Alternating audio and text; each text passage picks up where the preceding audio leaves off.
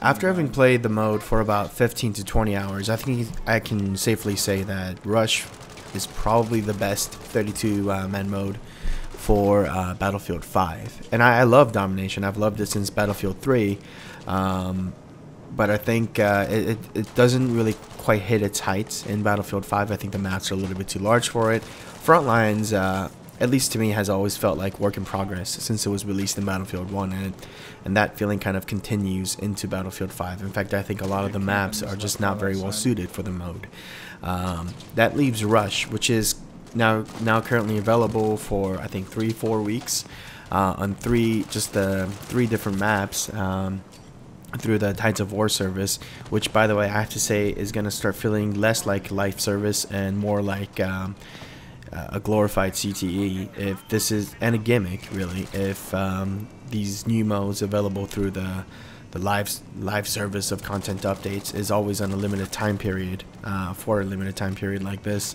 Now, I did hear that Squad Conquest will be coming back soon. If it comes back on a far longer basis, or perhaps on a permanent basis, on more maps, and taking into account all the feedback from the players, I think this content release model is probably tolerable, if not acceptable, or even good. But if it's gonna be always a cycle of these modes available for short windows, I think it's gonna get old pretty quickly. It has already gotten a little bit old. I hope that's something DICE addresses. Hopefully, we'll see. Who knows? Anyways, Rush is here for now, and it feels good to play. There are all three maps that kind of have their strong points and weak points. I think Narvik kind of feels like the weakest in a way. I think Narvik kind of suffers through all the problems that it suffers through on any other mode. I think the tanks kind of struggle on this map because the different all the lanes on different elevations, and all the debris and houses and all the junk that people can pop out of to flank the tank from, and of course the obnoxious snow and debris that kicks up at the slightest anything, stray bullets, explosions, and yada yada yada, really affecting the visibility, which is quite poor as it is. But Narvik is Narvik. The Rush itself still plays fairly well. I think the first set is a little bit more punishing for the attackers than the first set of any other modes, but I think it's still well done enough. And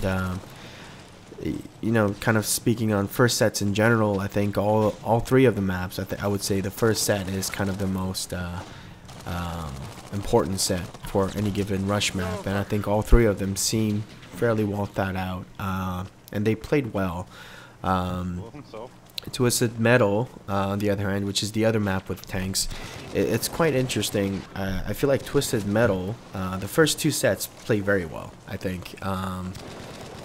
First is an uphill battle for the attackers, and then it's a downhill battle, or uphill defense for the defenders in the second set. And on the first two sets, the tanks actually can play a surprisingly affecting role. I think tanks in general in this game right now have a very uninteresting role in anything that's team play driven, and I think in this particular on this particular map and in Rush, the tanks can well-played tank can play a phenomenal role for the attackers, and without necessarily making the defenders feel like they have no chance against the tankers. Like I can think of a few other examples where the tanks can be very important, but usually it's in situations where the tankers have a very strong and unfair advantage over whoever it's affecting, like Aerodome 1 Breakthrough, for instance. Whereas Twisted Metal, there's some semblance of combined arms kind of going on with a tanker for the attacking team and the defenders, and I quite like that, actually. And the rest of Twisted Metal plays out fairly well. I do think the third set in particular kind of gets too expansive.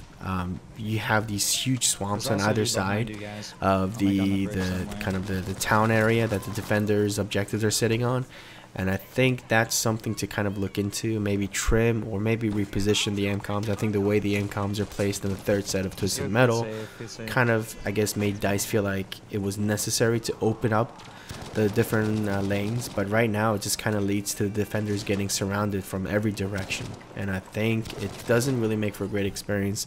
But you know, one poor set on a single map, I guess, isn't the worst thing. Devastation is a purely infantry affair, and I think that also plays out fairly well.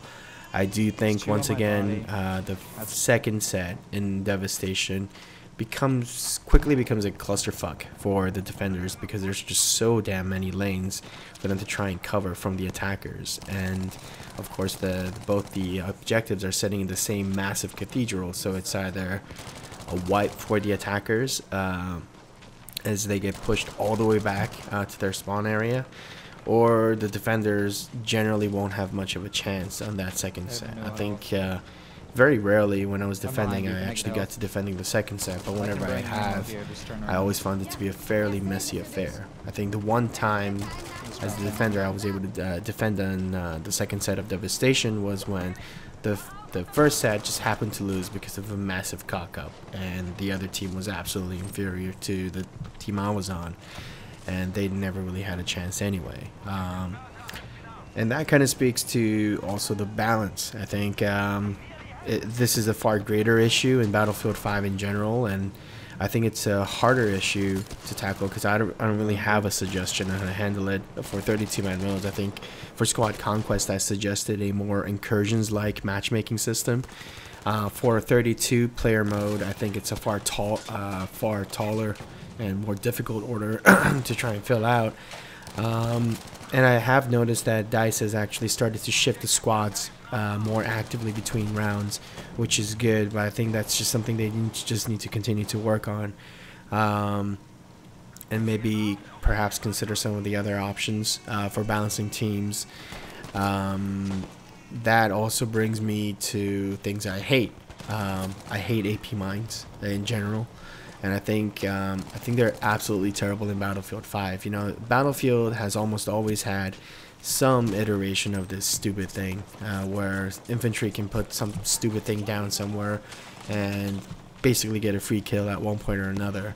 But I think in Battlefield 5, AP mines are the absolute worst compared to all the other iterations we've seen in the previous games, because they're so small and they don't require physical contact to be triggered. If you enter a fairly forgiving proximity radius around the AP mine, they just get triggered, and they of course have a huge impact range that often kind of hits through walls, and they're just unavoidable.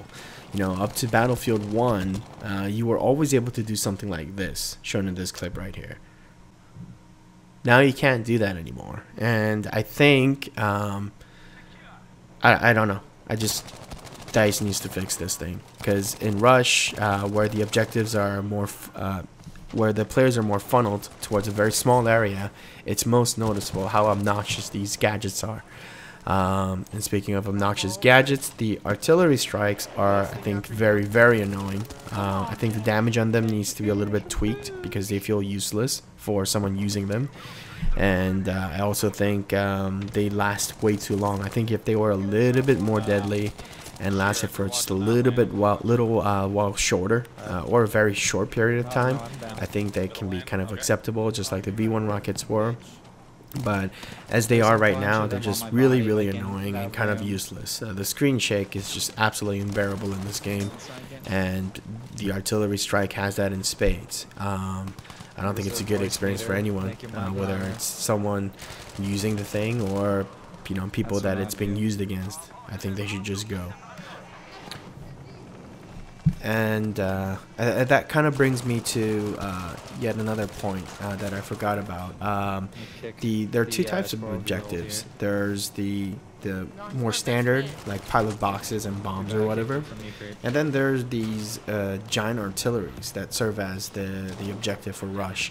And the problem is that you can arm these giant artilleries from any side of it, and these are huge objects. Every time I'm arming or disarming an artillery objective, I almost always feel safe. Like, you know, once they get to the objective, I just feel like, you know, I don't know, I'm getting hugs, because I could not possibly feel any safer than have this giant wall of metal in front of me. And I think that's something to kind of look into. I can kind of understand Dice's reasoning or wanting to experiment with it. But I think in practice, it's just it's a real pain, whether you're the attacker trying to defend the objective or the defender trying to take back the objective. I think there's just too many sides to try and cover around these things, and they're not always out in the open. There's all these like awkward angles that form around the artillery, be it for the attacker or the defender. It just seems kind of silly at times, and it's very difficult to take it or untake it rather, unless you have full complete surround on the objective. And I think that's something to look into. There's no like thrill or being on on the edge of the seat feeling when you're arming the objective, because there's a wall in front of you. And then I think that's about it as far as my thoughts go. My friend Shira and I did a few rounds together where we kind of both recorded our perspectives, and I think Shira put out the first video of me and him playing Rush, and it kind of swaps between our perspectives for a full round, so that will be an interesting watch. So go ahead and give that a click. I'll be putting it in the descriptions. And me making this video also means I'll finally be getting to the big project that I've been talking about for such a long time. I guess I'll have run out of excuses to put that off, so I'll be tackling that as well. So please do subscribe, like the video if you liked it, dislike it, or whatever. If you do leave comments, I will respond to them. I don't have very many viewers, and I have a lot of time. So, yep, thank you for watching.